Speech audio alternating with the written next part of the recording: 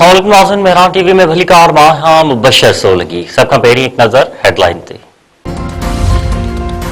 कराची जी soldier बाज़ार में धमाको, रहायशी इमारत जी छत रही पट, फौतन जो अंग 13 थी वियो, औरतूं ऐं ॿारड़ा बि शामिल, 14 खां वधीक माण्हू ज़ख़्मी, मलबे हेठां वधीक माण्हू दबियल हुजण जे ख़दशे सबबि रेस्क्यू ऑपरेशन।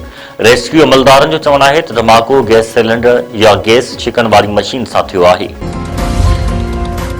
इतलात वारे वफ़ाक़ी वज़ीर बानी पीटीआई सां डील वारियुनि ख़बरुनि जी तरदीद करे छॾी।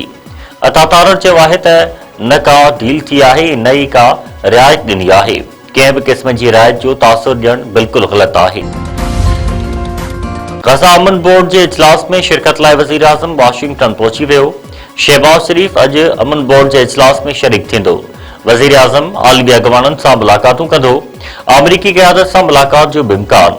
वॾे वज़ीर इसहाक़ डार चयो आहे त ग़ज़ा में मुस्तक़बिल जंग बंदी, नए सिर तमीर ऐं फ़लस्तीनी रियासत लाइ पुरुमीद आहियूं। पाकिस्तान डोनाल्ड ट्रंप जे ग़ज़ा अमन मंसूबे जी हिमायत कंदो। अमरीकी फ़ौज पारां हलंदड़ हफ़्ते ईरान मथां हमले जूं तयारियूं। डोनाल्ड ट्रंप पारां हमले जे हवाले सां नेशनल सिक्योरिटी टीम सां मुशावरत। इसराइली मीडिया जो चवणु आहे त इसराइल में सिक्योरिटी हाई अलर्ट कई वई आहे।